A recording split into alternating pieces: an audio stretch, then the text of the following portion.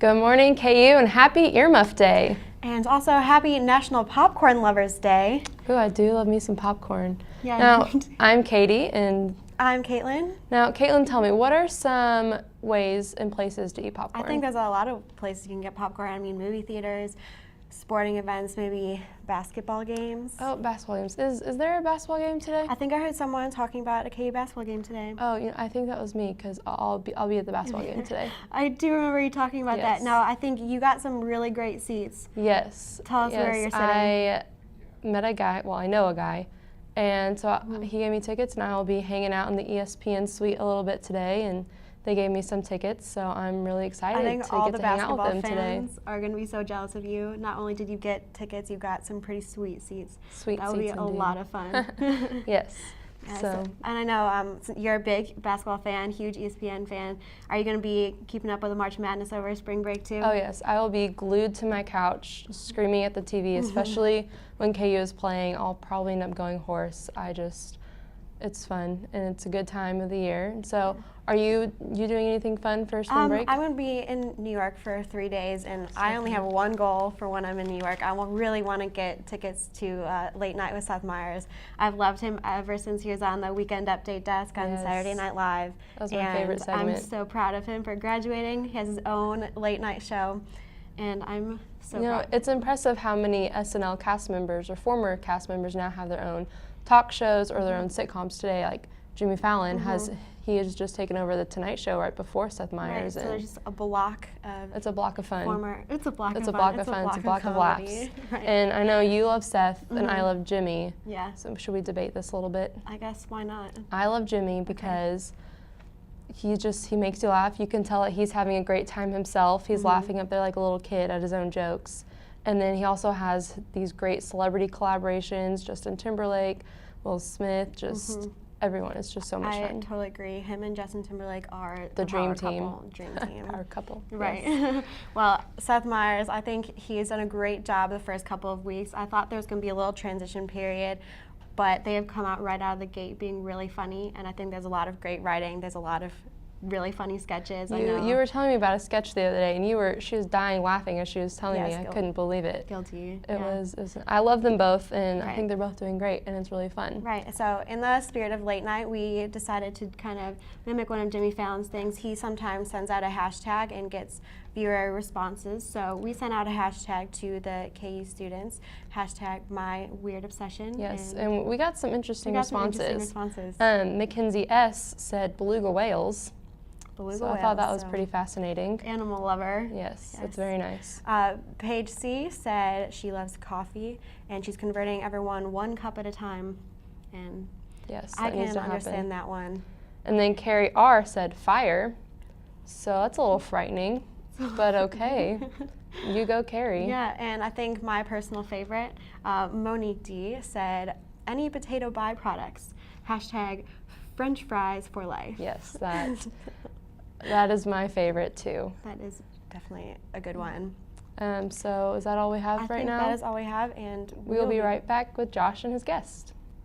Hi and welcome back, everybody. I'm Josh Kurlak here with my guest today, Shane Jackson, the KU baseball beat writer for the University Daily Kansas. Shane, thanks for being here. Hey, thanks for having me. So let's get right into this. Kansas baseball was picked to finish last in the Big 12, but they didn't dwell on that, and they've been off to a fast start so far, 12-4. They had a big win at Stanford, I believe that was last weekend, and so now they're kind of looking towards Big 12 play here in the future. But what has been the key to this fast start from the Jayhawks? Well, first of all, Coach Price says they were picked to finish last because, well, this isn't really a baseball school. I don't know if you guys know this, but it's a basketball school. And, football and baseball are going to get predicted to finish last in the Big 12 regardless of what kind of year it was. But, yes, they were trying to replace Alex DeLeon, who was their leading, big power hitter at first base. They led the team in home runs. But I think they're off to a fast start. It's no secret that they played not up to competition that you would expect in non-conference play, nothing like what KU basketball did in non-conference. But they played some quality teams, and they got a win against Stanford, who is definitely a national powerhouse. Unfortunately, they weren't able to win against Oral Roberts, which would have been a nice win heading into conference play. Yeah, okay, so we see that they were picked last, but like you said, Coach Price saying that, well, it's almost inevitable because we're not a basketball school, so that's respectable, and they didn't dwell on it, and they're off to a good start now. So you talked about trying to replace one of their main hitters last year, Alex De Leon. For this year's team, who's the one guy that people, fans, if they go out to Hoagland Ballpark and catch a game, who should they be looking out for? Oh, that one's easy. It's the right fielder, Connor Mckay, a junior. He got drafted out of high school in the 24th round. Had a bit of a, what Price would call a work ethic issue. Wasn't really up to his character. Had character problems, and never really figured that out in the first 2 years. He was solid, just wasn't reached his potential just yet because he hadn't, worked out his character issues. Seems like he has now. He's hit 26 RBIs. He has 4 of the team's 8 home runs. Definitely their go-to guy on offense, and really the offense runs through them. So there you have it. I mean, we learn something new every day. Not many people know that probably, or I'm assuming that KU does in fact have a guy on their team who's been drafted already. So they actually have 2 guys. Wes Benjamin as our starting pitcher, and he got drafted in the 48th round by the New York Yankees. There you go. So you've got 2 future pros there on the team. So, we've talked about the fast start and some guys to look out for. They have talent. It's no secret. Jayhawks haven't been to the postseason since 2009.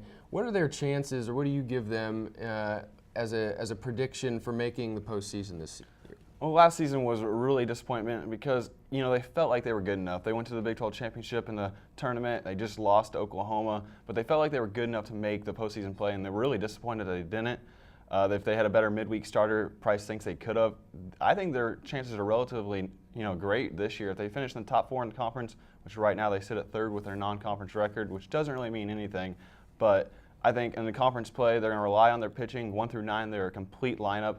If they have a better midweek starter in Drew Morovic, who's off to a 3-0 start. So I think they have a really good shot as long as they finish in the top 4 in the conference. There you go. So we've got a good baseball team with a chance to possibly break that streak of seasons without making the postseason. So before I let you go, obviously KU basketball, as the girls talked before, has a game today against Oklahoma State, and they'll be competing in the Phillips 66 Big 12 Championship. What do you expect from the Jayhawks on the men's basketball side this weekend? Well, as we mentioned earlier before the show, I like their chances against Oklahoma State. I don't like their chances if they're seeing Iowa State in the next round without Joel Embiid. I don't think they can take advantage inside. The guard play is going to take advantage of KU somehow, and Iowa State has one of the better backcourts in the Big 12. So it's a tough pill to swallow, but I think, KU fans, it's important to also be realistic. Obviously an uphill battle without Joel Embiid in the lineup. But, well, Shane, thanks for coming on. That's all the time we have for now, and we will be right back after a quick break. What do you mean? What do you mean my Mocha's not here? I'm Ben Allen, seriously. Where? What about here? Is that better? Oh, now my arm's disappearing. Obviously, this is even worse. Oh, I look good. I look real good. Make sure you tune in on Wednesdays at 3 p.m. to listen to me and a bunch of other sports guys tell you what you've missed and give you a little bit of an inside perspective on some of the athletes and basically what we're thinking. Make sure you tweet at us at 3InKey on Twitter. I don't know where else you would tweet at us, but you should do that because I'm lonely and I need friends. Please follow me, Ben Allen Sports. It'll make your day better. Probably not. It'll make mine better, though.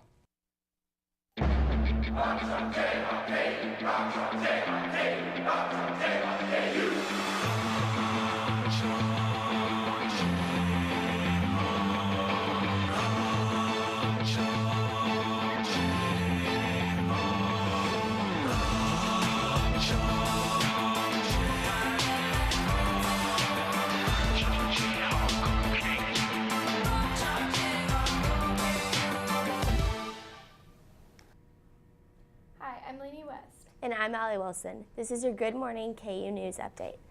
4 people are dead and 9 still missing in an explosion in East Harlem yesterday. According to CNN.com, an explosion is linked to a gas leak, but the official cause is still unknown. A blast leveled 2 5-story apartment buildings and left at least 63 people injured. An intoxicated driver killed at least 2 and injured 23 early this morning at South by Southwest Festival in Austin, Texas. CNN reports that witnesses saw the driver plow through a crowd to attempt to evade police after driving in the wrong direction down a one-way street.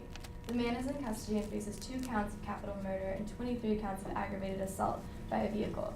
Alcohol is suspected. Malaysian Airlines Flight 370 is still missing. The search is now on its 6th day. Malaysia's transport minister dismissed a Wall Street Journal report that claimed that the missing flight flew on for 4 hours after its last contact with air traffic control. Satellite images released from China did not produce any results either. NASA has chosen a small business in Lawrence to develop a drone for high-altitude air sampling missions. According to the Associated Press, Cal Scott Engineering Incorporated will be used for the $1 million project. The drone will provide data for Earth science programs with other possible missions, including military or civilian surveillance, cell and GPS services, wildfire monitoring, and more. This is hoped to be flying within 2 years. Google Maps has wowed us with its accurate street view feature, but there's only more to come according to Google's latest edition. Google Maps is launching the new River View in partnership with American Rivers, a Washington, D.C. environmental group. As seen from a raft, the River View includes views of the Grand Canyon National Park in Arizona and other natural highlights from the 7 states it passes through. Former Kansas men's basketball assistant coach Danny Manning was chosen as the Conference USA Coach of the Year. Manning led Tulsa to a 13-3 conference record and a share of the league's regular season conference title. The second-seeded Golden Hurricane will take on Tulane today at 2 p.m. in the quarterfinal matchup. Tulsa will need to win its conference tournament to punch a ticket to the Big Dance. The Big 12 basketball tournament continues today in Kansas City. KU will play the second game of the day against Oklahoma State.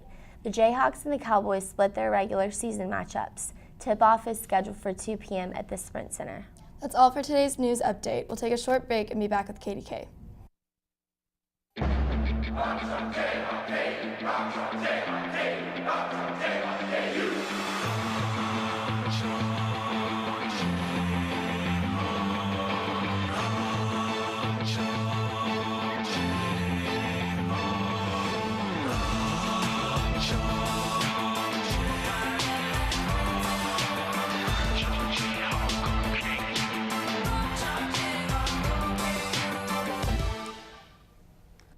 Welcome back to Good Morning KU. I'm Katie, and for those of you who don't know, the big event is coming up on April 12th. The big event is a huge student volunteer day where students from all around KU and different organizations come together to volunteer and help out the city of Lawrence. And more with that is Farzeen Vasugian.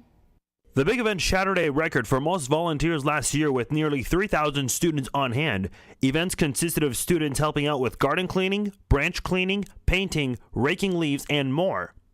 Michael Garrett, the executive director of the big event, says the committee's goal for this year has significantly increased. The big event aims to have at least 4,000 volunteers and 500 job sites in Lawrence. We've been trying to improve the quality of the event as well. That's come with our programming, our fundraising, and all of that sort of thing. So besides just the volunteers and the numbers, how that's been getting better, we think internally we've been improving a lot as well. The big event will take place on Saturday, April 12th at 8:30 a.m. at the Rex parking lot, as groups will be sent to their job sites at 10 a.m. Farzeen Vasugian, Kansas Media. And welcome back. And now we have Kirsten, who is outside. And Kirsten, what's it like out there with the weather? It is so nice out here. It's going to be about 70 degrees at the highest today. And right now everyone's kind of just wearing sweatshirts and jeans and boots. And so I think people are ready for the spring break, which is coming around next week. So I think it's definitely good weather. And I mean, you can see here that the sun is shining on the Union, and it's really going to be nice today. Oh, great. So everyone will be able to take off their coats later, probably? Yes, definitely. That's great. And I think that's all the time we have for today. So thank you, and we'll see you back tomorrow.